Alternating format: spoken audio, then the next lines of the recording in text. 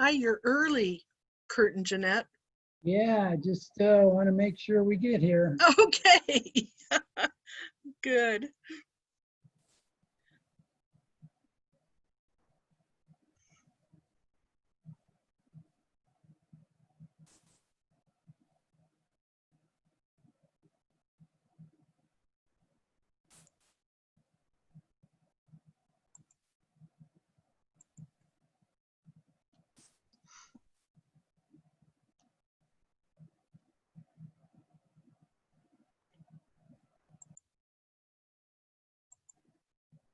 I'm just testing the muting. Once we get going, I think I'm going to mute everyone so that Carol can have the floor. And what I'm thinking is that I may have people raise hands or chat to ask questions. Yeah, that's usually the best scenario. Mm-hmm. Do you guys have a glass of wine in hand? Well, not yet. Okay. Soon, though. Today's Jeanette's birthday, so Oh, really? Oh, what are you doing yeah. to celebrate?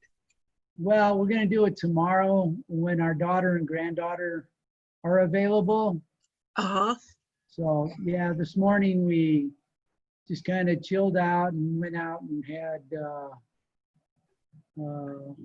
got some food from the Hawaiian restaurant here in town for lunch, and then I love that yeah. place. Are they open for dining in yet, or is it just carry out? Only on they have a few tables set up outside. Oh, okay. So yeah, there we go. So I'll go get Jeanette in a minute. She's outside reading a book. So. Oh yeah. Oh, wait till we will not start before 5:30. I can assure you. Yeah, we had another one at 3 o'clock, and you know, a few people straggled in about 5 after. So. Uh-huh. Typical. Oh goodness. My lighting in this room is not ideal. I've got a window off here and I turn on the light on my other side and I thought maybe that'll be better, but I still look horrible. Yeah, nah. I know the worst thing you can do is have a bright window behind you and no light in front of you. Yes, yes. Yeah, I was talking to a friend on the phone today and I was telling her that I feel like I'm finally starting to look, I'm accepting that I'm beginning to look my age. And she said, oh, just put on a mask. Yeah. Just wear your mask. It won't matter. Yeah. You know, it is what it is, and we are who we are, and just roll with it, you know? Just roll with it. Yeah, that's a good mantra. Yeah, Just my roll. dad, you know, he's 95 years old, just had a pacemaker put in, and he got out of the hospital today, and he's going to be in rehab for a while. So, you know, we look at this guy, and it's like, you know, I got nothing to complain about. I know. My mom is 97. Wow. And she looks adorable. She's always been really cute. And she still is. But she has dementia very badly. And I'm thinking her heart and lungs and kidneys are all strong as everything. But her mind is gone. And I don't know what's worse, you know, to have physical problems or to not be able to remember, keep a thought for a minute. I mean, she can't keep one for 15 seconds now. Yeah, my mother's sister had dementia real bad, and you know, she got violent and didn't know her own kids, and it just, you know, they went on for a couple of years. I think that's probably worse because, you know, inside, do they even know who they are anymore? Oh, I know. And it's so confusing for her. She lives with my sister, and she has gotten to the point now where she hasn't said it to me yet, but she said to both of my sisters, so where do I know you from? How long have we known each other? You know, so it's like she thinks they're caretakers because she does have people who come in the afternoons, you know, to visit with her, make sure she has her lunch and that kind of stuff. So It hasn't happened to me yet, but it may be because whenever I go visit her, I say, "Hi, Mom, it's Janine, your daughter." And somewhere that resonates. Yeah. Oh, Yeah, it's kind of scary. it is. I just checked out a book from the library called The XX Brain, and it's about dementia in women, because it strikes women more. It says in the book 2/3 Wow. of people who have Alzheimer's and dementia who are over the age of 65 are women. Huh. So, Yeah. Do you So get, I'm hoping it has exercises and stuff that I can do. I try to play the piano, and I play Sudoku, and and I'm studying French. So those are all things I'm trying to do to keep my brain active. Yeah, both my parents, very active socially, and reading and crossword puzzles and playing bridge and stuff like that. So yeah, Mom passed away last year, but Dad's still hanging in there, and Clear-headed. Yeah, exactly. So Awesome. I don't know if you saw this yet or not. Yes, I did. In fact, I just read it this morning. Yeah, that Alan Alda article is really good. It is. He's quite the man. Yeah. I was interested in the part about how he's always been a feminist, and that he tried to influence some of the characterization in MASH because Hawkeye was such a jerk. Yeah. Yeah, he said, I think he thought that it wouldn't fly today. Well, look at Archie Bunker. Yes. But he was like a cartoon character. Yeah, yeah. Yeah, what gets me is some of these other shows, that are just stupid. How can anybody watch this stuff? So have you found any good comedies? Because we tend to watch a lot of heavy. Hi there, Carol. Oh, she's not here yet. She's almost here. We tend to watch a lot of heavy programs, and so we're always looking for something lighter, but we turn something on and it's just intolerable. Yeah, it's the comedy sure isn't like it should be. Uh-huh. Well, let me go get Jeanette in here. All right. Well, she still has 5 minutes. Okay.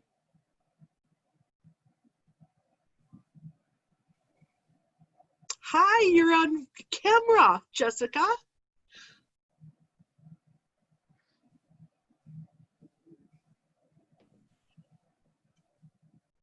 Sounds like, Jessica, it sounds like you did the same thing I did. Your computer was turned off. The computer sound. Yeah. That's how I entered too. I was unmuted according to Zoom, but if my camera's not picking up my voice. Oh, yes. Well, I turned out about a month ago, I just was so frustrated, but my sound was off the whole time. So no wonder. Because I turn it off when I play games so that my family won't know that I'm playing games. I'm with you. That is exactly why mine gets turned off as well. Yes. Hi, welcome. Hi, Loretta. Janine, good to see you. Good to see you too. And how are the children doing? Which ones are you speaking of? The triplets or my kids in New York? The triplets are great. Their parents are going crazy, but they're 9 months old now, and they're sitting up and crawling and eating, and it's only going to get worse. It's only going to get worse. Yes. They're mobile. Oh my. Okay. Once we get started, I'm going to mute everyone except Carol. And hi, Jeanette. Good to see you. What book are you reading? Oh, the next book, Janet Mock's book for our book club. Okay. About a transgender person. Oh, what's the author's name? Janet Mock. Okay, because I just turned one in called She's Not There, and it was by a woman named Jennifer. Oh. And it was very good. It was Yeah, very. this one is too. This is Mhm. awesome. This is a very good one. Mhm. Jennifer Boylan is the Is name. that it?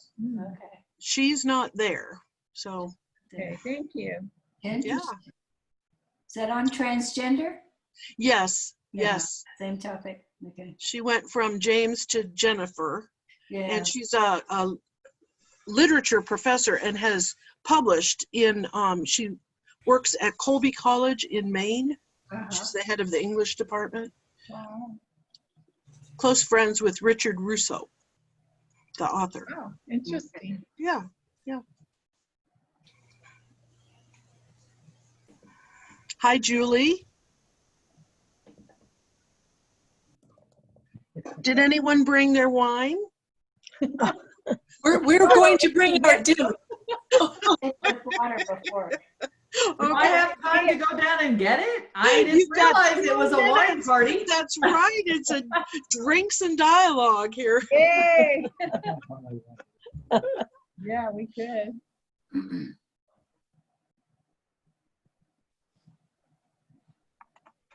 We can ask her too. There's Julie. Yeah, I'm here.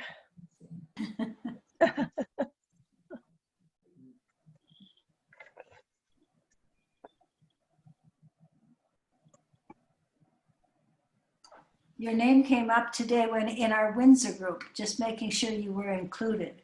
Oh, thank you so much. Information. Yeah. Are you talking Julie or Janine? You're talking Julie. Julie. Julie, Yeah. because And Julie. Janine came up too because we wanted to be on this initiative. Oh, yes. Zoom group. Julie will be Janine, we have a officially question. the chair on Wednesday. Yeah, one more week. Yes, I'm counting the hours. No, I feel we're already very much in transition, so Yeah. it's been good. So how are y'all doing? Hi, Hazel. Nice Good to morning, see you. Hazel. Hi, Hazel. Hi, Julie. Trying to see who all was on here. Yes. Hi. Quite Hi a few. there. Quite a few. Janine, was this sent to all members? Yes. Okay. Yes. And I see Sandy's here. I know Josette RSVP'd. So Okay. let's Were we wait supposed to just- RSVP? No, we didn't have to. Good. Yeah. And you know Loretta, Yeah. Loretta Yes, from of course. Windsor. Yeah. And you know the Golders, Mhm. the Golders from Windsor. We had a good meeting today, Good. a Zoom good. meeting. Yeah. You came Mark, up with some yeah. plans for the summer? I think so. What A we're- day at a time. It's a day at a time kind of Right. plan. Yeah. Yeah. Yeah. Boy, isn't that the truth? Mm. It's We're hard to trying make to, plans. we're trying to make plans. That's right, Barb. Yeah. Making plans. I think this is the time for planning. Yeah. Yes. So we'll be ready when they let us in. Yes. All right. Well, it's 5:31 and I'm hoping we get a few more stragglers, but let's go ahead and get started. And I do want to introduce Carol Hedges from the Colorado Fiscal Institute. We're so thrilled that you're able to be here with us. As you may know, the State League of Women Voters has asked that we provide a statement of support for the fair tax initiative that we hope is on the ballot in November. And we thought that before, particularly our leadership council, but also other interested league members took a vote at our July meeting, we'd very much like to get some more details about what this fair tax initiative is all about. And that's why we've invited you here tonight, Carol, to join us in our drinks and dialogue. So I am going to mute everyone except Carol so that Carol can have uninterrupted time to speak. And Carol, you should be able to share your screen at this point.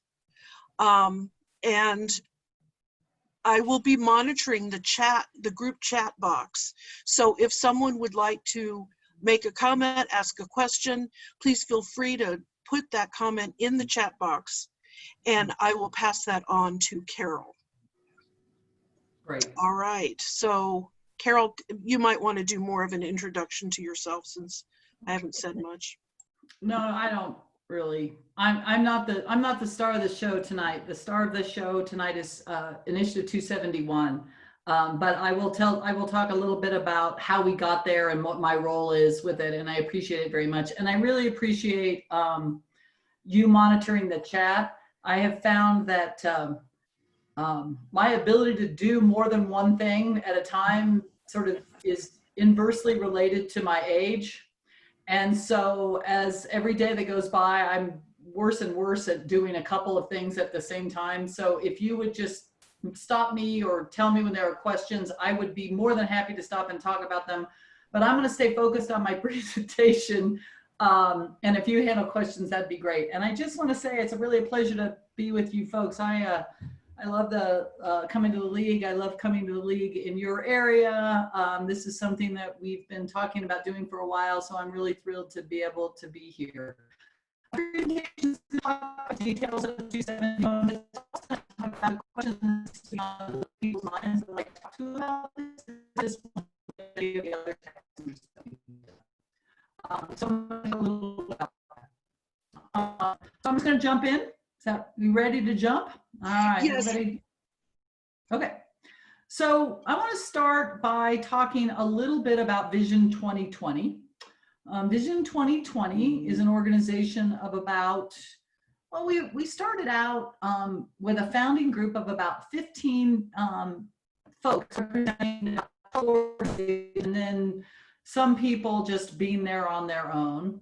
And we got together, and think back with me for a moment. I know it's a little hard, but to 2015, right? I mean, think about the politics. Think about where we were as a country in 2015 compared to where we are today. It's almost mind-boggling. We started this initiative we started Vision 2020 in 2015, asking the simple question of, what do we have to do? What do we need to have in place in order to make substantial constitutional reform in Colorado that will change forever the debates around tax and budget policy in the state? Now, why did we do, other than the fact we're nerds and like other nerds like to hang out with other nerds, why was that an important question? Well, one of the reasons it was an important question is because we had been doing things at the ballot or attempting to do things at the ballot, and we had not been successful. And the question was, how do we do things differently? What do we need to do in order to win? Because while there is a moral victory to, there's a moral payoff to doing the right thing on a regular basis. And as a longtime advocate for tax reform in Colorado, I've had a lot of those moral victories. But we really wanted to make a difference. We want to win because tax reform is so fundamentally important to equity and both racial equity and economic equity, and our ability to invest in schools and provide opportunity for people. So we wanted to win because our tax system, according to this group, was out of whack and needed some change. So we started, we asked ourselves, what do we need to have in place? I'm not going to spend too much time going through all of the details of what we arrived at, but just remember with me in 2015, who was the president? Remember? It wasn't our current president. Let's say that. And I would like to show an honest show of hands among the participants tonight in Drinks and Dialogue. Who in April of 2015 thought that Donald Trump was going to be the president of the United States? Okay, so I say that, I can't see everybody because the way my screen's set up, but if you've predicted it in April of 2015, I want to know, because I'm going to start betting on other predictions, because most people had no idea, hadn't even thought about it, right? So a lot of things have changed. We didn't pick going in 2020 because we thought that this was going to be the year that all the progressives are going to turn out because everybody's going to be mad at Donald Trump. That's not what it was at all. I want to be really clear about that. We felt like we needed 5 years to build the structure in order to be able to win in 2020. We knew it was going to be a mid-year presidential election, but quite frankly, we were thinking that Hillary would be the president at the time. So obviously we didn't design with this particular 2020 in mind, but we did design with 2020 in mind, because we knew that in order to have endorsed locally, valued locally, used communication that made sense to people, that built on the idea that public investments are actually good for us, taxes, like, we knew it's gonna take us at least 5 years to get there. That's why we started in 2020. The other thing that was really important to us, the experience of the folks in this room is at that time in the room in 2015, was that whatever we put on the ballot needed to be owned by regular people, not by a couple of think tanks in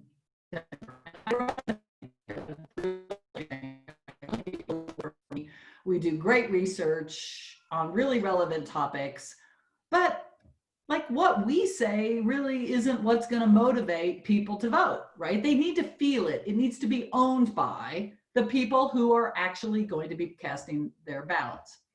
So one of the things we said was, let's design a really inclusive process to actually figure out what should be on the ballot itself. Excuse me, Carol, may I interrupt you just very quickly? Sure. Some of us are having trouble where your voice is coming in and out, and we don't know if it's related to your microphone or our connection, but there are many of us, most of us on the call are getting some garbled. And maybe if you spoke a little slower, or I don't know what, but just to make you aware that we may ask you to repeat some things. That's okay. Perfect. Let's do this. Let's start by me trying to intentionally be slow and not modulate my voice as much. If that doesn't work, we'll switch to audio over my phone. Okay. And we'll look at the screen together that way. But thank you for telling me, because All right. I want you to be able to hear me if I'm actually going to be talking. Yes. Or understand me if I'm actually going to be talking. Yes. So, as I was saying, we developed a very inclusive process for developing the policy itself. And we designed it in such a way that we basically had anybody who wanted to participate policy team that came together to decide what was going to be on the ballot. That group of people, which included representatives from the League of Women Voters, Tony Larson participated frequently, as did a couple of other leaguers, came up with 5 principles that whatever we were going to put on the ballot, we wanted to evaluate and feel like they were aligned with these principles. The principles are that it would make the tax structure more equitable, that it would be a tax structure that was stable and predictable for both taxpayers and governments, that it would be adequate enough to raise the kinds of revenue that we need to meet community needs, and the demands that come from the fact that we're in a state that's growing very rapidly. We wanted it to make sure that we didn't make it so that taxes in Colorado were somehow completely out of line with other state taxes, because had that been the case, then that would mean that businesses wouldn't want to stay here or wouldn't want to move here. So we centered competitiveness of our tax system. And we also felt like it needed to be flexible. We needed a tax structure that can respond in a changing economy. So those were the principles that that drove or guided the process for designing 271. We then invited lots of people to weigh in. Did any of you women have an opportunity to weigh in on our community input tool? I know I distributed it to folks up in your area. It was a online tool that asked for opinions for people based upon those principles and a series of options that we had collectively developed. We got input from over 1,000 people on what we should do. We conducted a statewide phone poll, and we did a statewide online poll to get information for voters as to what they were ready to do going forward. And we also spent a pretty significant amount of time talking to various interested stakeholders, folks who play in the environment of tax ballot measures, to see where both our friends were going to be and where our potentially opponents were going to be. So it was a very inclusive process. What we concluded based on this is that people felt like Colorado needed a fair tax system. People were interested in the idea and a little bit put off by the idea that the Colorado's middle class pays a larger share of their income in taxes than the top earning 5%. We were concerned that there were, in fact, taxpayers in the state of Colorado that were having trouble making ends meet based upon the changing cost of housing, cost of transportation, many of those issues. And so we wanted to do something. We arrived at the idea of lowering the tax rate for the lowest income Coloradans, while at the same time providing additional resources to fund education and other important priorities. So those were sort of the framework that we looked at as we began to develop 271. Here is the proposal, the details of the 271 proposal. It is an income tax reform proposal that starts by eliminating the requirement in the Tabor Amendment that all income be taxed at the same rate. Are you all familiar with that? Tabor currently says we can't have a graduated or a progressive income tax. And so this is the constitutional change in 271.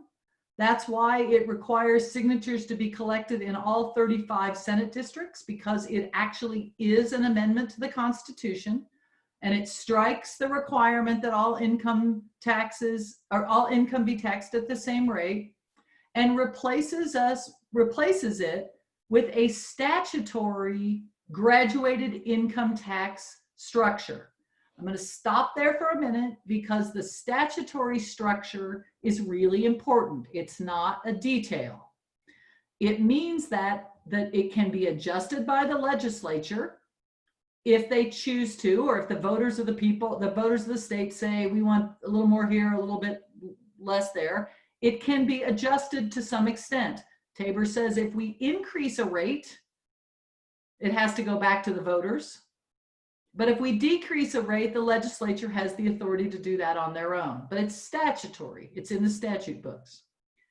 What it does is it lowers the income tax rate on the first $250,000 of income for all Colorado taxpayers.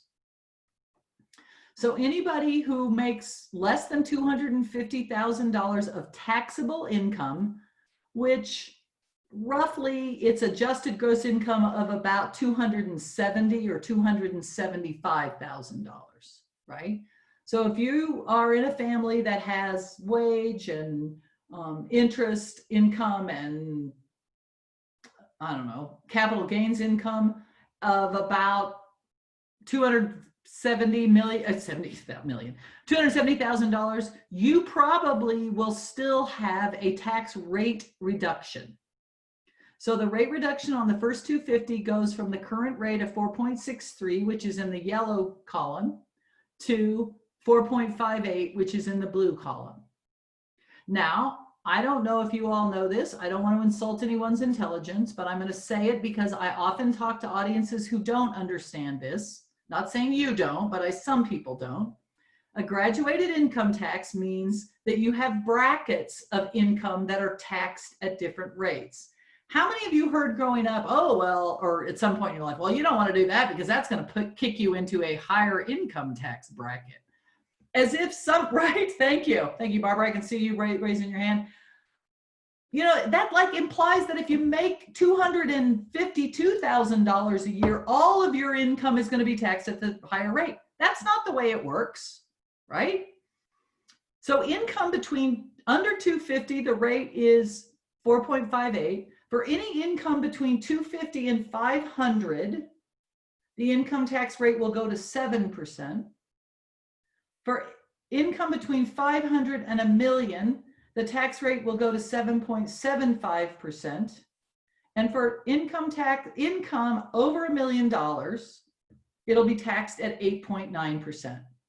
So if you happen to be lucky enough, privileged enough, hardworking enough, whatever adjective you want to use, to earn $750,000 a year, your first $250,000 will be taxed at 4.8. Your second $250,000 will be taxed at 7, and the last $250,000 will be taxed at 7.75%. Does that make sense to everybody? Any questions, chats? Y'all with me? Are you hearing me better? Yes, you've not broken up for me since we paused. I do have a question, and that is, how did the graduated tax rates get established?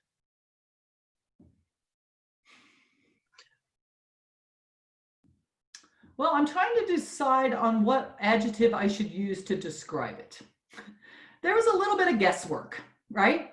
We didn't want to have the highest tax rates in the country. We know that 95% of all Coloradans earn less than $250,000. So we knew that's kind of a good break for us. The 77589 were just numbers that were picked to generate a certain amount of income and ultimately keep us competitive with other states. So there was no science to it, really. I'd like to say that it was all done through a logarithm, but I would be lying. And plus, I don't even know what a logarithm really is. So it was really just coming up with what seemed like kind of reasonable rates for taxes around us, et cetera, et cetera. But the overall goal was to raise revenue? Absolutely, because we know that we're about $1 billion. Well, right now we're about at the time this proposal was adopted, we were about $600 million below keeping up with inflation in our K-12 schools since 2009. We were about $65 per student below keeping up with inflation for higher ed students. We know that our transportation system was, depends on who you talk to, but somewhere between $6 and $9 billion below where it should be in order to be modern, safe, et cetera, et cetera. So yes, absolutely. The point was, one of our principles was adequacy. We needed money. The state needed money. And remember, in that conversation, that was pre-COVID. That was before revenue dropped 25%, right? Okay. So when we first got our estimate from the Legislative Legal Services or Legislative Council who does the estimates back in probably February is when we got the final estimate. They estimated that these tax rates would generate $1.975 billion. It was actually a little more than my organization had estimated. We thought we were going to get right in the $1.6 billion number. Ledge Council came in a little higher than we had anticipated. So $1.975 billion was the pre-COVID estimate. I'm currently discounting that by about 20%, just for our first year. Which I'll talk about why that's important in just a minute. Okay. Two more questions. Is the current marginal rate of 4.63% embedded in Tabor? No, ma'am. It is a statute, but Tabor says that the rate can't be increased without voter approval. So in some ways it's embedded because it can't go up unless there's voter approval, but it is not actually in the Constitution itself. All right. And the second question is, do any of us know people in the $250,000 income and above well enough to know whether or not they would strongly resent or resist Initiative 271? Well, I don't know. I guess we should all ask ourselves that question. I know people in the in those income tax brackets who are more than willing to pay more. And in fact, we are building a list of people who make more than $250,000 a year who are signing up to say, I'm more than willing to pay more income of my income to the state of Colorado to support schools, higher ed, et cetera, et cetera. So there are lots of those people. I will say, and this is this is one of my punchlines for later in the presentation, but when you have to do things at the ballot through elections, you have to get donations in order to pay for ads and all that good stuff, even to get it on the ballot.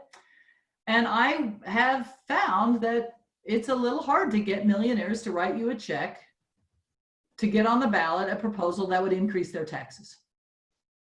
So yeah, there's a lot of people who don't want their taxes raised. They're in the top 5%. I haven't really met very many people who want their taxes raised, even though most of us believe that education and higher education and transportation and clean air and clean water are good for us. If you don't have to pay for it, you'd rather not. And that's continuing to be true. In this case, we're only talking about 5% of the population that will be seeing a tax increase. But it is a 5% that typically contributes to getting these things on the ballot. All right, we've got more coming in, but go ahead with your presentation. I'll come back to them. We'll jump to those. Okay, let's get through here. So I wanted to show you this. This is the actual ballot language for 271. It is not in blue and green and stuff, but it is all caps. And it is all bold. And it starts with, shall state taxes be increased $2 billion annually by an amendment to the Colorado Constitution? Well, there's our first hurdle. Because one of the things we know is that when people are sitting at their table filling out their ballot and they see, shall taxes be increased $2 billion, many of them say, I can't possibly afford that, and vote no, right? But if you keep reading, and this is where the Fair Tax Campaign comes in, you will see by repealing the constitutional requirement for a single rate income tax and decreasing the individual income tax rate for, and all of the things I described are described in the title under the green section. It then goes on to say that one of the issues that people have had with prior tax measures is, well, what happens if, with inflation? Those brackets, that 250 bracket will adjust with inflation each year. So we won't be grabbing income taxes from more people. It'll continue to adjust with inflation. The orange language talks about where the money will go. 50% of the additional revenue will be used for preschool through 12th grade public education. And actually the language, I'll show you what the actual language says in a minute, is much more specific than that. It actually says it will go to pay for the salaries of teachers and student support professionals. The other will go to address the impacts of a growing population and a changing economy. And finally, there are a citizens oversight committee to assure that the money is spent the way it was intended to be. And there is a commission that will report on the impact of this change in tax policy on the economy, et cetera. I feel like I was breaking up then. Did you hear me? You were breaking up a little bit, but it wasn't as bad as before. Okay, good. I'm going to change slides.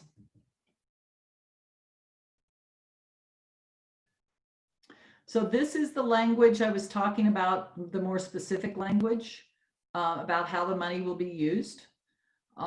This was language that came from the input that we got from folks all around the state. They wanted to make sure that it was not going to administrative costs, but were going to services.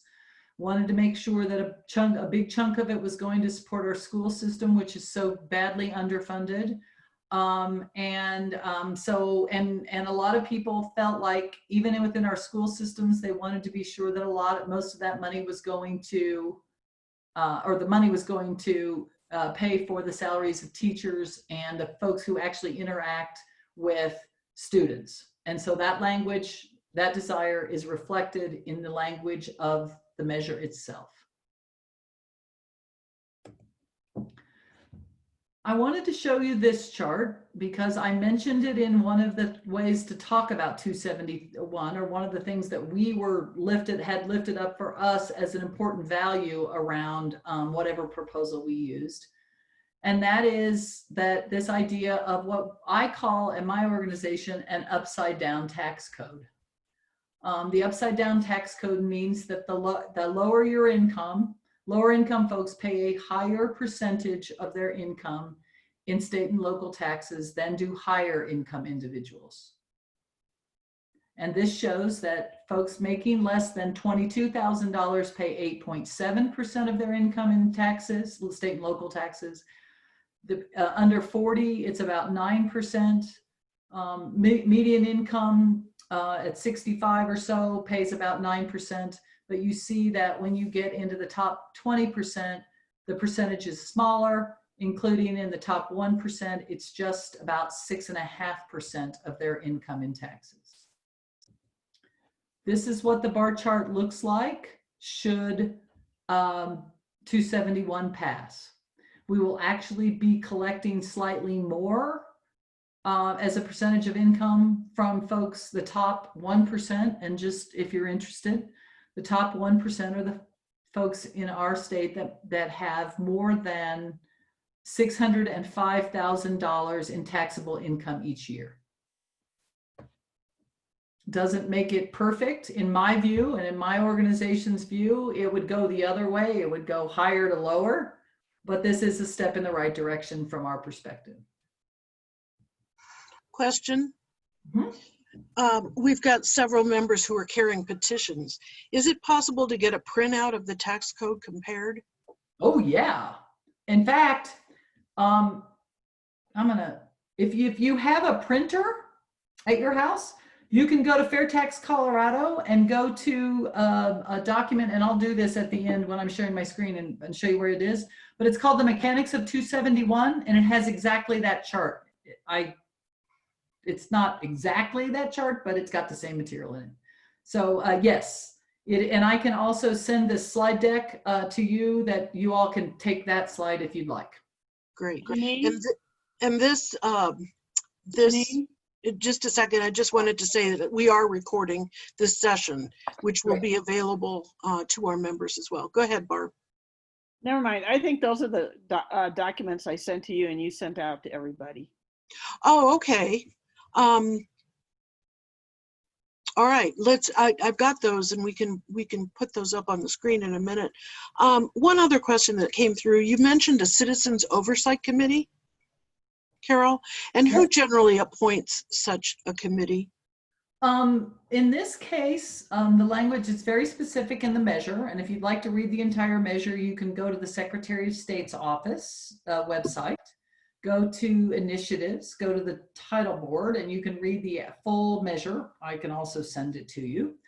But in this case, they are appointed by a combination of the governor's office, the governor, and the leadership in the legislature. But there are very specific categories of people who have to be represented in the Citizen Oversight Committee.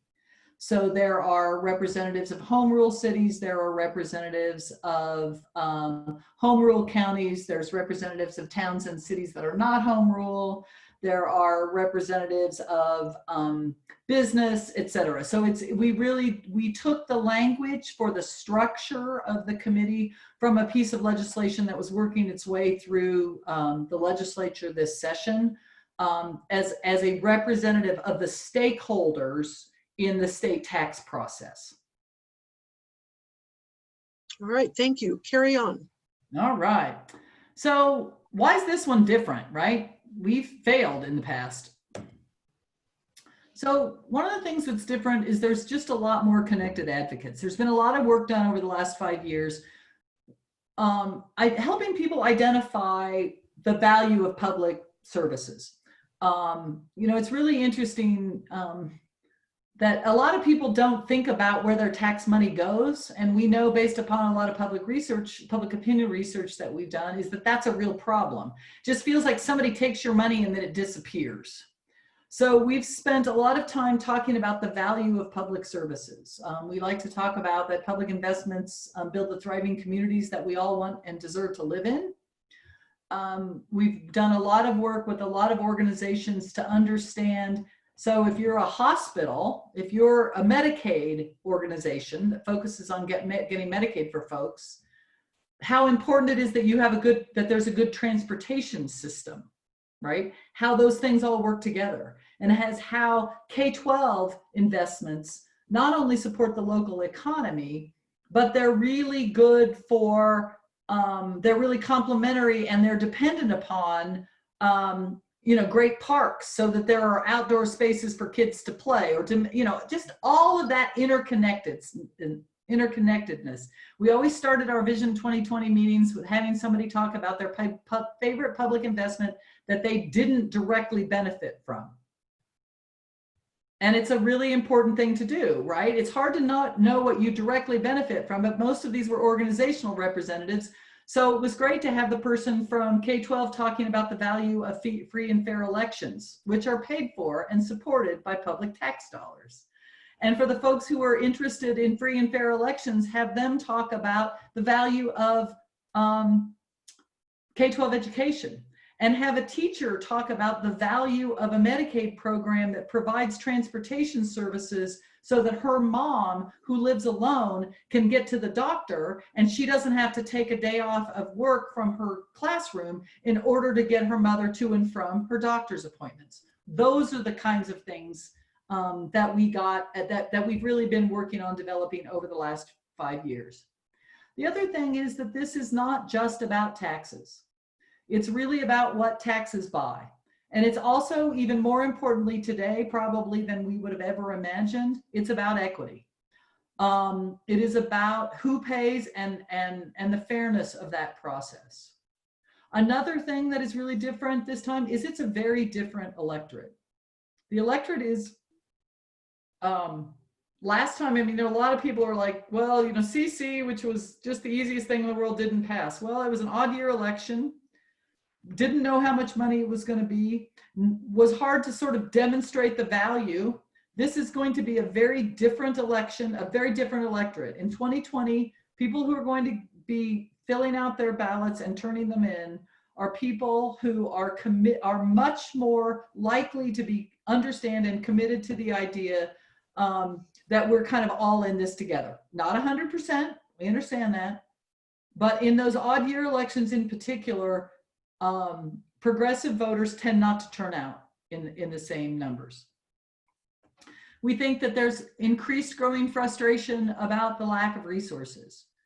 I think that this was all designed way in advance of anybody ever hearing of COVID-19, but I think that the COVID-19 pandemic has made us all really understand very clearly how tattered our safety net is, and how dependent we all are on one another. And then the last thing that's really different is our frustrations about inequity are intensifying. Again, we did not envision, nobody planned anything around the kind of intensified frustration about the differences in the way people are treated, both by our police, but also by our tax code and by our education systems and by all the systems that we have in place. And that need for and desire to pursue things that start to change that structural inequity is higher than it's ever been. And we think that's going to be a really important part of the persuasion message on 271 this time. I'm going to sort of jump through this for just a minute because I think it's important. Again, long before we started seeing the protests that we're seeing now, we had started a conversation in communities all across the state about how economic justice and racial justice are intertwined. That the unfairness in our tax system disproportionately hurts Black Coloradans. If you remember, I'm going to show you this chart. I'm going to pop to that. Let's talk about this chart for just a minute. I know that when I'm talking to the league up in the northern part of the state, I got a few other data nerds in the crowd with me. So, you can raise your hand or not. You don't have to, whatever, however you want to categorize yourself. but I want to spend just a minute with this chart. If you look at the 3 bars on, if you're looking at it on your left-hand side where that says total along the bottom, that's the demographic breakout by race of population in the state of Colorado. So 75% of Colorado residents are white, 2% are Black, and 16% identify Latinx. Each of the next groupings of bars should be familiar to you based upon those charts I showed earlier about who pays the highest percentage of their income in taxes. And if you'll remember, the lowest 20 and the second 20% were the ones that paid the highest percentage of their income in taxes. And the top next 4 and top 1 are the ones that pay the lowest percent. Y'all with me? You remember that? Mm-hmm. Okay. So what this chart does is it takes those same income categories and breaks them down by race. If race distribution was the same across as it is in the total population across all of these income categories, all of the blue bars would be at 75%.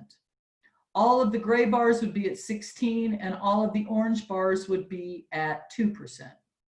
But what you see instead is that in the lowest income categories, white people are underrepresented and voters of color are overrepresented in those 2 categories that pay the highest percentage of their income in taxes. If you look at the far end, white voters are overrepresented in the top 1 and the top 4%, and voters of taxpayers of color are underrepresented. In fact, in the top 1%, there are so few Black Coloradan taxpayers that are in the top 1% that make more than $605,000 a year. They don't even round to 0.5%.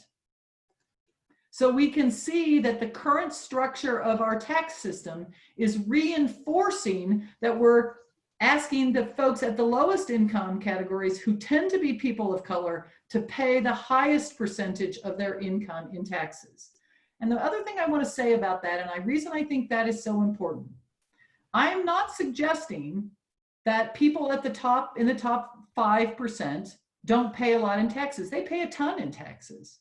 But I would suggest to you, even with the 271 increases that are proposed, none of them are going to go without food. None of them are faced the choice of paying rent or buying medicine. But that is not the same for the 2 lowest quintiles of taxpayers, the lowest 20% and the second 20%. We know that they are regularly making those kinds of trade-offs. That's why 271 slightly lowers what they pay in taxes and then increases what's paid by higher income taxpayers. The other thing that has been really important in development of 271 is that our current tax code is not only rooted in racist policies. Most of our taxes, like sales taxes and property taxes, were actually the product of Reconstructionist South, post-Reconstructionist South, I'm sorry. That in fact the property tax was designed so that the landowners at the time, who were predominantly, if not exclusively white, would not have to have an additional levy to pay for the education of Black children, of any children, because interestingly enough, I just learned that public education as a right or requirement was one of the things that came out of the Reconstructionist legislatures. And when the post-Reconstructionists took over, they said, hey, wait a minute, we're going to educate all these kids. Well, we as white people, we don't want to pay for those kids' education. And so they put property tax limits on themselves to keep the amount of property taxes that they had to pay. Those roots have built the structure that we currently live with, and those are the reasons why it is from those roots that we have the tax system that yields the results that I just spent time thinking about. The other thing that is really important about the racial equity piece is that more investments in schools and healthcare and housing is good for everybody. It's good for our economy. It's good for our communities.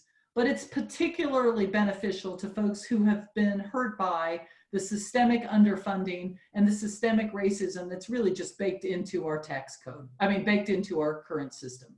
So we believe that by increasing, changing who pays and changing the amount of money that's available to invest in opportunity kinds of public investments, we think it'll go a long way in addressing some of the inequities that we're dealing with today.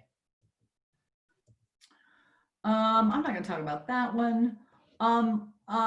Obviously, things are different in COVID. I don't need to spend a lot of time talking about that. You guys probably have all of your own and probably more interesting examples of how things are different. I do want to mention that we're looking, the legislature just had to develop a budget that was $3.3 billion less than the prior year's budget. And while 271 won't fill in that full gap, bringing in an additional $2 billion of revenue while still cutting taxes on the 95% of Coloradans is a really good contributor to getting our economy going again. Once the economy is back on more stable footing and we're generating money from income taxes and sales taxes, that'll mean that there will be more money for investments above even what we had when we entered the COVID pandemic. Here's another thing that's really different from any time that I've worked on a tax measure. I've been doing this now in Colorado. I moved here about 27 years ago, been doing tax policy work about 25 of those 27 years. I mentioned that there was a poll. That's not this poll. There was one done just recently. It was the first week of May. 68% of Coloradans would prefer an increase in taxes on the wealthy over making cuts in the state budget. Even when you didn't talk about the fact that we were going to lower the income tax rate on low and middle income earners, we still got 68% support. And importantly, for the actual outcome, and as you as leaguers know, what the ballot language is really important. It's the reason I showed it to you. 56% of Coloradans said that they'd vote yes on even seeing just the ballot language. And with that language that says shall taxes be increased $2 billion, that's a really important indicator. These are the best numbers that I've ever seen in the 25 years I've been working on tax policy. I want to break down in specifically the 68% piece. That includes Republicans, unaffiliated voters, and voters who identify as Democrats. So there is a majority in all of those categories. Voters who identify Republican, identify Democrat, or identify unaffiliated, a majority of them preferred a tax on that looks like 271 to the kinds of budget cuts that we're going to have to make. The other thing I want to add there is we know that usually the state budget is usually worse the year after the recession, because in the year in the middle of the recession, the feds come in and provide money. They won't do that again. There won't be additional resources for the 22 budget, but that's when the new revenue from 271 will kick in. That's what I've got. I can stop there. I've got a lot of information about how to sign up. I'd like to talk to y'all about how you can do something other than, in addition to circulating a petition, on how you can encourage people who aren't comfortable signing petitions because of the health risks, how folks can get single line petitions and can still be a part of getting this measure on the ballot. But I wanted to stop there and see if there are any questions or comments. So there is a question about reviewing what this extra revenue would be spent on. And will this change what's spent from Tabor to education, et cetera? So the provisions, let me go backwards a little bit.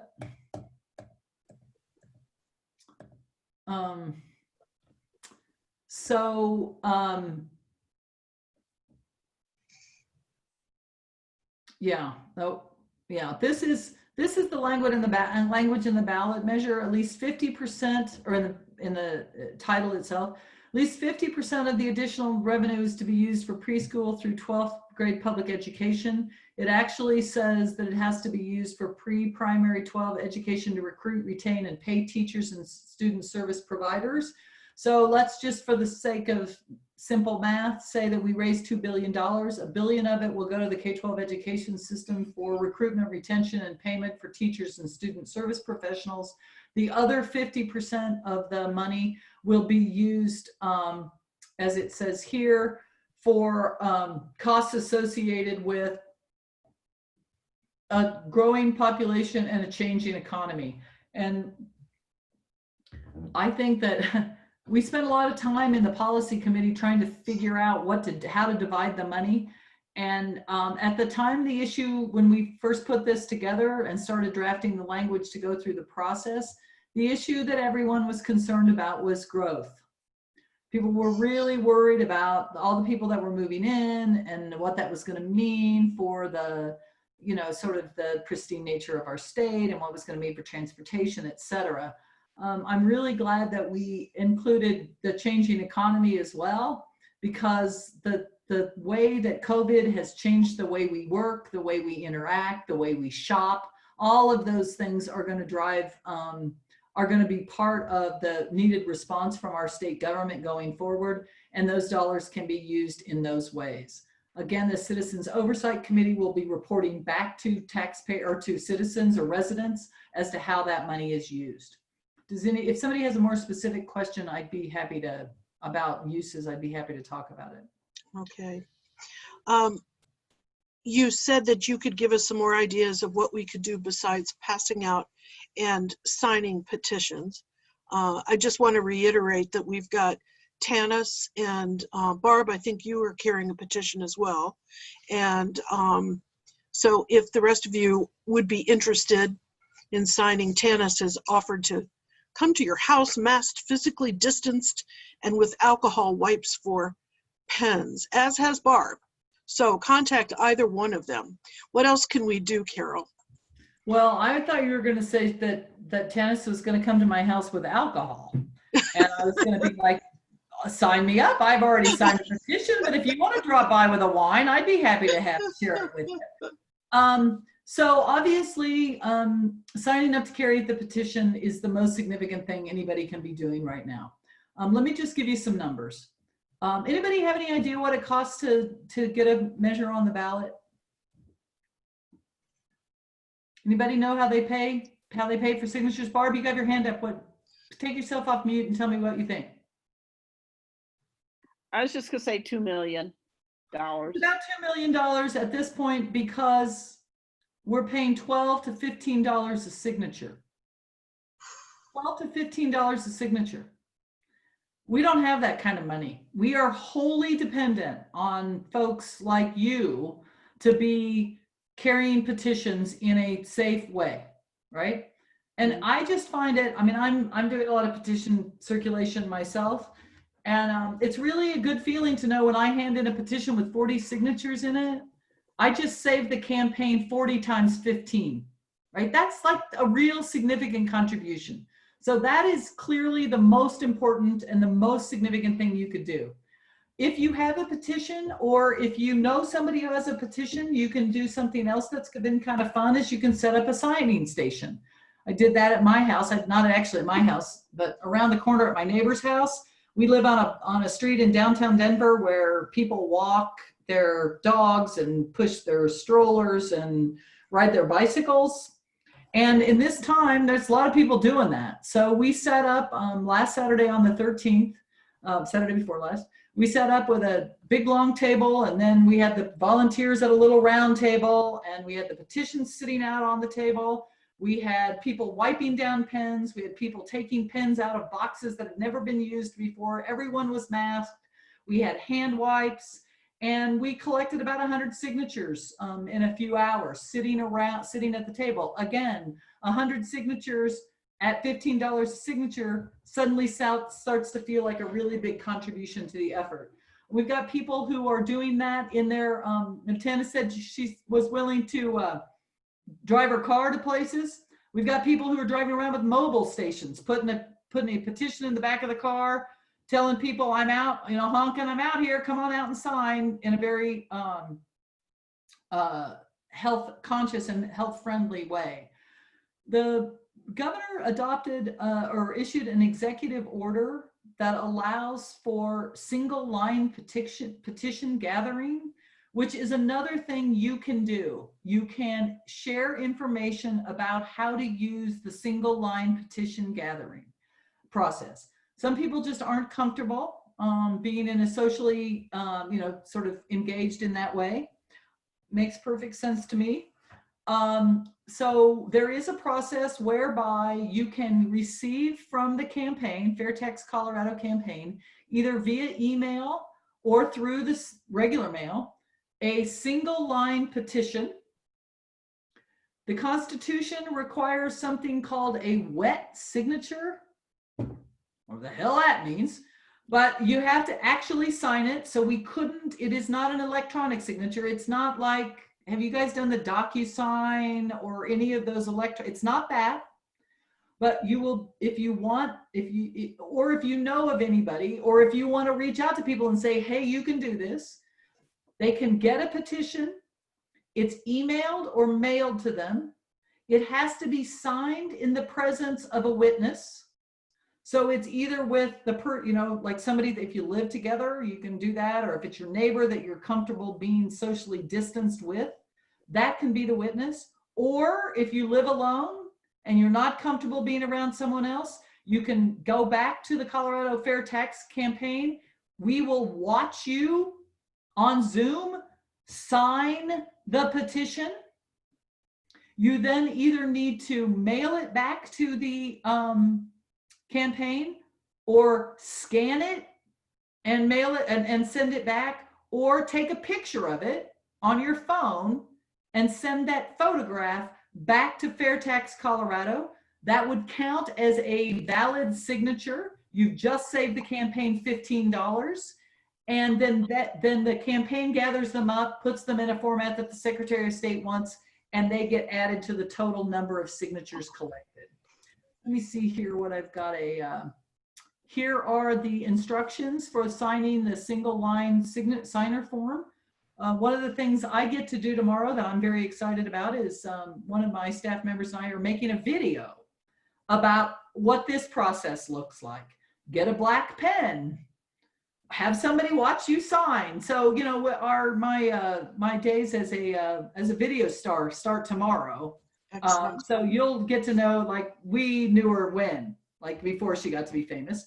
But we're working on that so that, because this is another way to get as many people as possible who are engaged and really are sympathetic to this cause, to be able to weigh in on getting the measure on the ballot. So a couple more questions specific to the petitions. When do they need to be returned to be checked and then approved for the ballot? So we are asking for all the petitions that are being circulated to be returned by July 15th. Ooh, wow. Wow.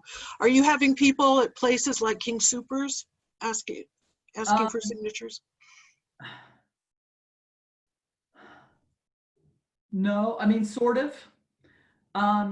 We don't have a $2 million budget, and so we're trying to do this with volunteers. If anybody feels comfortable and is willing to stand outside of the Safeway or the King Super or the City Market or the Trader Joe's or the, wherever it is, usually we go to libraries. I want to say this because I feel like it's important. I talked a lot about the 5-year process that we were designing this strategy. And we knew in 2015 that it was going to be hard to raise money for this campaign, right? It's just hard to, the people who write big checks to campaigns probably don't want to write a big check to have their taxes increased. It's just the way it is.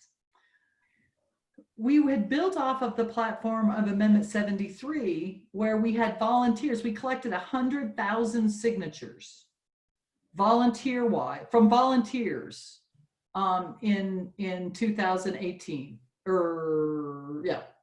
2018. But what did our volunteers do? If they lived in Sterling, they went to the Sugar Beet Festival with their petitions, where everybody had come in for the live music and the the lemonade and the, whatever they do in Sterling, right? And we were at the Sweet Corn Festival, and we were at Taste of Colorado, and we were at the festivals in Fort Collins, right? That's where people went. And yes, we had people standing there with a petition, but we weren't paying them. They were volunteers, and that was their contribution. Well, none of those festivals are happening this year. And so the basic strategy that we had built our 5-year plan on was undermined by the health pandemic. And so we have a few people who are willing to go stand in front of King Super for free.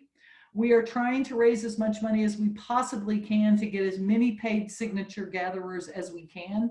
But I don't know about you, but I'm not spending a lot of time standing in front of the King Super sign-in petitions because it just doesn't feel right to me, right? It just doesn't feel like, I still kind of get the heebie-jeebies from going to the grocery store. Everybody's masked and everybody's looking down and, and so yes, there are people doing that. And most of those are people that we are paying to do that, but we just don't have at $15 a signature. We need to turn in about 160,000 signatures. We just are not going to have that kind of revenue. Yep. Another question. Are you familiar with the petition put out by Caldera Independence Institute, which sounds similar, but maybe a poison pill?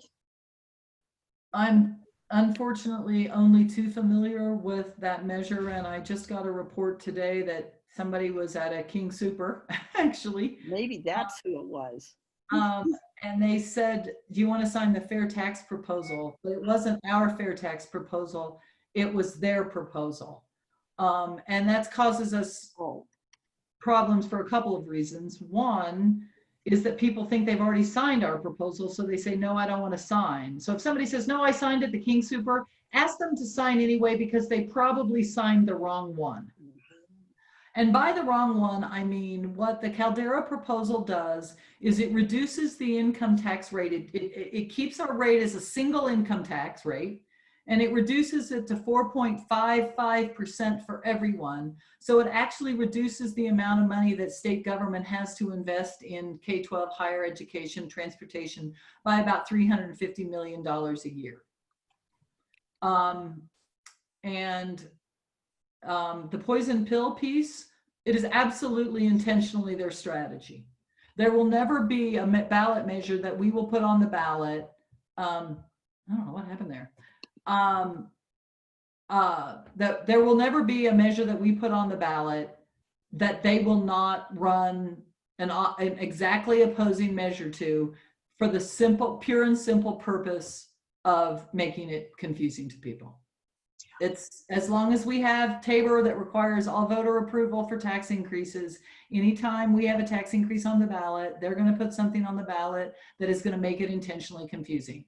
You don't have to look any farther than last year on the transportation, or 2 years ago on the transportation measures. Wow. Money raised for transportation, money to be used for money to come out of the current budget for transportation. It was confusing to voters, and voters ended up voting no on everything.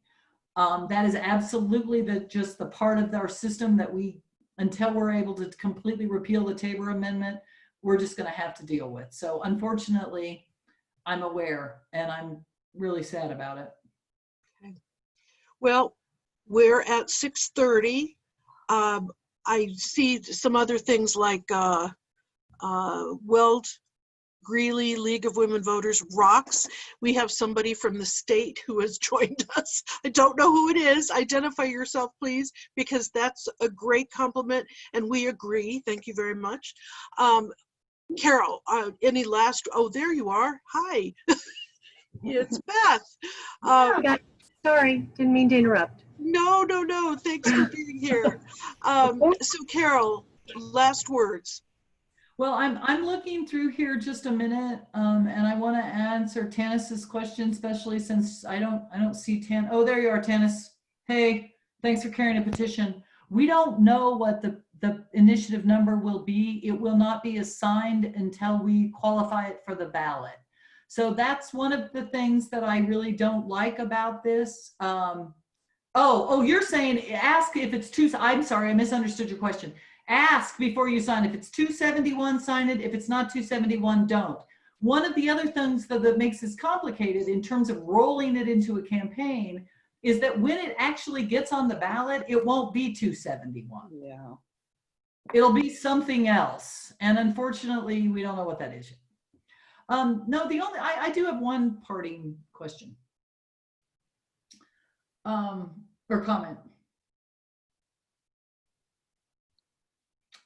I'm often accused of being a, and I mean accused in a very gentle way, of being a tireless advocate. I actually ran into the guy who works, his name's Rennie Fagan. He's at the head of the Colorado Nonprofit Association. And I was at an event speaking, and I had my 26-year-old daughter with me, and he said to her, he said, your mom is, a tireless advocate. I've never met anyone who is as committed to a cause as your mom is. And that's a real high compliment. But it's also a little frustrating because if we don't get on the ballot, this will be the best electorate and the best opportunity to pass a tax increase we've ever had in the state of Colorado. We will have the best electorate. We will have the most clear demonstration about the role of public investments in building the communities that we want to live in. We will have the most desire to push back on this idea of concentration of wealth in fewer and fewer people. Every day, in many ways, is a gift to this message about making fairer, more equitable, and more adequate investments in our community. But we are struggling to make sure that we get enough signatures to get this thing on the ballot. It will be devastating to our efforts if we are not able to put this question in front of ballot of voters in 2020. I am truly begging, anything that you can do, sign up single petition folks, circulate a petition, learn how to use Instagram. I admit I haven't done that yet. Text, whatever it is, go to Fair Tax Colorado and volunteer. We're going to be doing a huge text campaign where all you have to do is plug in numbers and ask people to get information. I am most nervous right now. I mean, imagine how it feels to have been working on a proposal for 5 years that's built on a structure of volunteers circulating petitions, and it being illegal to be within 6 feet of somebody you're not related to for over half of the time that we have to collect signatures. I really, really appreciate the opportunity to be with you guys tonight. I really appreciate everything that the League has done. The State League has been huge leaders in this effort. And I urge you to help us as a state move forward by having the opportunity to make a fairer tax system that better invests in schools and roads and higher education, because the future of the state really does depend on it. And not just because I'm a tireless advocate, but because every once in a while the universe provides an opportunity and it gives you lemons to make lemonade. And I think it's time that we all deserve a big old glass of sweet lemonade. So thank you so much for the opportunity to be with you tonight. If you have any questions, reach out. I will forward to you this PowerPoint presentation, and I will also make sure that on it is my contact information, how you can reach me if you need anything else. Thank you so much. You have been very informative and very inspiring. Thank you so much, Carol. Thank you, guys. And when I can, I want to come up and be with you in person. Yes, we want you too. We want you too. Even when we pass 271, we'll have something to talk about. Yes, yes, I'm sure we will. You're a tireless advocate, and it's so important and needed. Beth is letting us all embrace that concept. So thank you so much. Thank you. Bye now. Bye. Bye, everybody. Bye. Bye, thank you. Thank you. We have a question for you. Yes. After everybody signs off, we have a question for you. For who? For you. Okay. I won't end the meeting yet. I'll just say goodbye to everybody else. Bye. And I do too. Thank you.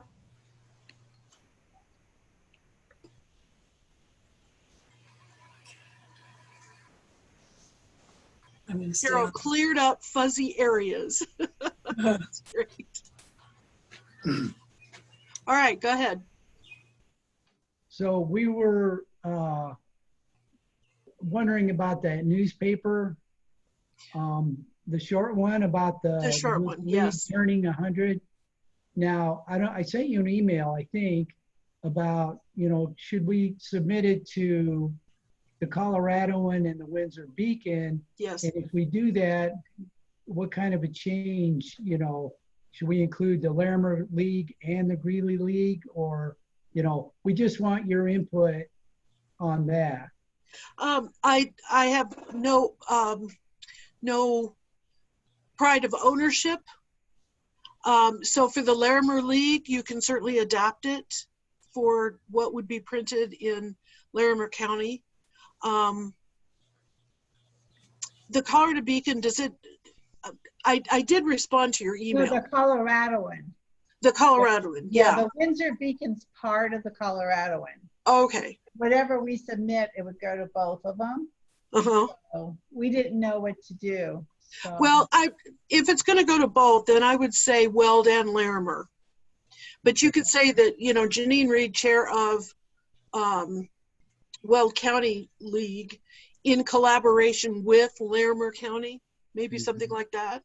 Sure. Okay. League, to give both leagues recognition that Right. this is a common thread. Okay. Sure. Does that sound reasonable? Yeah. The guy's name is Ryan Young at the Coloradoan, who would, Okay. see what we'd like to do is see if he can get it to his news group, who just gets it in the paper. So That'd be great. That'd be that's all great. we're trying to do. Yeah. Good. So we've got some statement that recognizes the league is concerned about, we have a point of view about what's going on in the world right now. Yeah, Right. And that's right. Yeah, it's a great article. So yeah. All right. thank you. Hi, Kathleen. Hi. We've just been chatting. Oh, well, I'm so sorry. My son called from New York and I had sent a package and so. Yeah, you had to talk. Yeah. But anyway, Carol just did a closing statement that was hoping that we do everything we can, because the voter turnout we expect in November is so ripe for this message of this fair tax initiative. And it would be really devastating if it couldn't get on the ballot because we don't have enough signatures. So that's the first push. Okay, well, and I'm going to write a letter to the editor, but it's going to be signed by me. Okay. But it's going to be about voting. But maybe I'll see if maybe I can work in something about this too. Okay. But if not, I'll do another one about And this, because we've got our leadership council meeting on the 7th. And that's the day that I was hoping, well, Julie is putting on the agenda to talk about whether or not our league can come out with a letter of support or a statement of support for the fair tax initiative. Sure. So maybe we could get that plastered around too. I think what we need to do is get, oh God, where are the young people? Where are I mean, do we need to go to, I don't know, another demonstration? Or, I mean, a place where young people are and we can get them to sign. Yeah. I don't know. All I know about, are they continuing the protests that they had at Montford Park? I do not know. There is, I don't know if any of you know this, but on Sunday, there is going to be, but it's sort of hard to do it. There's going to be a kind of a drive-by parade in honor of the people who died from JBS. And we're going to meet. Mm-hmm. We're going to meet down at the union headquarters at 11:30. Okay. And then we're, I don't know, drive through. We should tell Dennis should and be- Barb. There should be something in the paper about that. I Okay. have not seen anything. I'll look tomorrow. Could you send an email to Barb and Tanis to let them know about this? Because that may be an opportunity for setting up I don't a know. table. Well, how could you do that? I mean, it's It's drive-by. drive-by. It's like the firemen with their boots. Well, right, but I will say at the union headquarters, which I didn't even know where they were. I have to look it up. I can send you the email I got, but there's going to be a little ceremony recognizing their names and so forth. So that might be an opportunity. Yeah, yeah. I don't know if anything's going on the campuses. I don't think much is going on at Ames at all. My husband is still home. Oh, I yeah. haven't seen any cars at UNC or anything, just football players. Just football. Well, Get them to sign. yeah. No, I think this whole idea of equity in the fair tax initiative could be a bullet point that might resonate, especially at JBS. Oh, yeah, for sure, for sure. Yeah. And maybe even the football players at UNC, I don't know. So yeah, I think Sunday is an opportunity. Because I don't know, I mean, I think it sounded like from the description that we would get out of our cars to hear somebody speak, I think. I don't know. But the petition holder can certainly approach a car if it's stopped. Yeah, that's true. It's true. Yeah, so spread the word, Kathleen, that'll be great. Okay, I'll send that info, and yeah, they came from Laura Krause. Oh, okay. Carol is a dynamic speaker, isn't she? Oh, she's very good. Yeah. So I have a question too. Is there another webinar at 7 on fundraising? Yes. I can't find the link. Would you zip it to me in an email? I don't use Outlook. It's not, it's coming from the state. Let me find it and I'll zip it to you. Oh, no wonder I was looking from local. No, it was from the state, but I should be able to find it. Maybe I didn't get it then. Or if it's from the state, I may not have gotten it opened. Let me Anyway. see. It's fundraising, right? It came from Beth Hendricks. Okay, I was looking for. Okay, I got it right here. I'll forward it to you right now, Sandy. Great. There you go. Okay, thank you. And Kathleen, I think I sent you an email. I sent three or four emails all of a sudden when I couldn't find it, so I've got it now. Oh, okay, good. Ignore it. Thanks. One last thing. Yes. Janine, I don't think I sent it to you. I have something that I got from my sister that is a list of resources on white supremacy from a course that she's taking. She just started called White Awake. Comes from Cambridge, Mass. And it has some really good resources. Now, I don't know if you'd be interested in sending them out or what, but anyway, I'll send it to you. Yeah, please do, because I've been collecting, through my family, I've been getting some ideas for things to read and all that, so I can just compile it together. Okay, there's probably some overlap, but yeah. Yeah, I hope so. Good. All right. Okay. Are you fine? Yeah, and I gave your husband the postcards today. Oh, you did? Okay, you didn't tell me. They're in his truck. Oh, thank you. So please. I will get them right now. Right. Thanks so much. I'll see you soon. Okay, bye. Okay, bye.